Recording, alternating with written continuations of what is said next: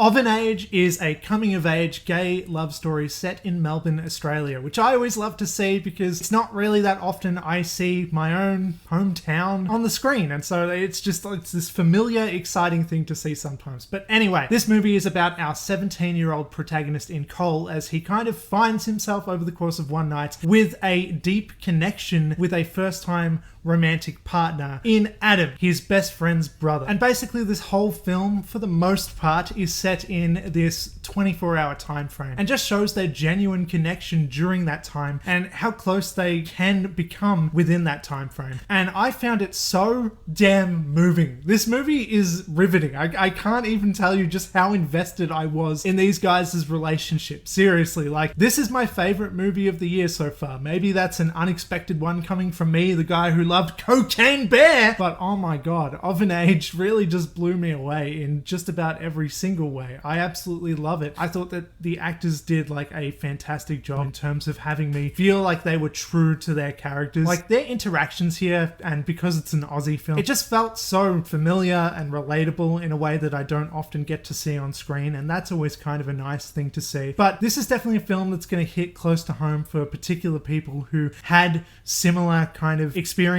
and everything as the characters do in this film. And though I don't relate to everything, like I'm not gay for instance, but I did relate to the characters in lots of other minuscule ways though, that makes films like this so powerful, if you ask me. Something special about this film though as well that I really wanted to talk about was the first half hour. The first half hour of this film is basically a frantic, electric struggle to get somewhere on time. They basically are just rushing over town to try and get somewhere on time. And this is a movie that's set in 1999. So you can't just catch an Uber to get somewhere. You can't just look at the maps on your phone to get somewhere. You've got to speak on payphones to communicate. You've got to look at the Melways maps, the like actual paper maps and whatever. Like there's no simple answers like it is today with phones and tech and all that shit that's around today. And the thing is, while you're watching it, it is so stressful. Like the main character in this movie, you've never seen a man so stressed just to get somewhere, and it's kind of hilarious. It's kind of like fucking Uncut Gems, but so much more trivial. Like it's not really,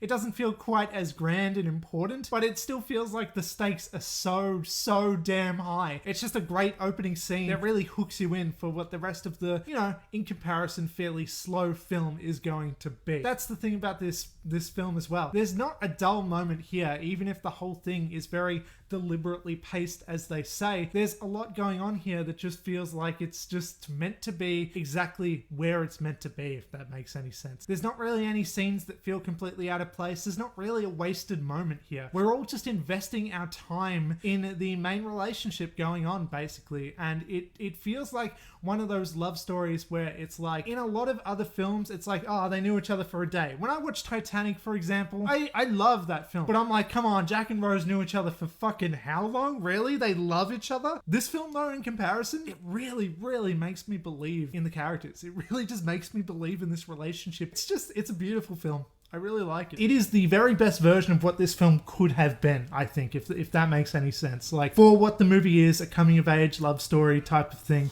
this is just about as good as you can get. Think like Before Sunset and Before Sunrise. It's very much like that. It's very dialogue driven. It's very much about these two characters and just their deep connection with each other as they learn about each other just over the course of this day. It's little intimate moments that you don't always get to see in more broad rom-coms and stuff like that.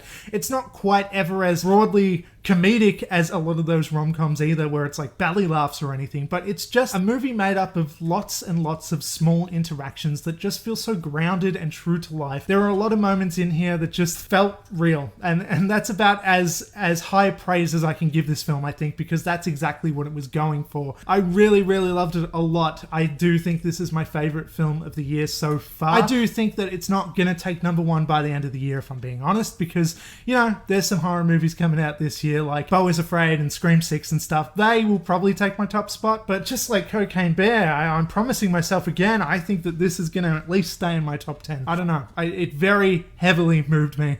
I loved it very, very much, and I highly recommended. And so I guess that's about all I have to say. Before I go there, I did want to thank Playmaker Digital, the kind of promo crew, who gave me and my wife some tickets to get into seeing this preview screening for free. So that's always fun. That's cool. Thanks to those guys. And so that's about all I have to say. So before you go, please do those things. Like, comment, share, subscribe, all that shit. And I'm outie. Goodbye.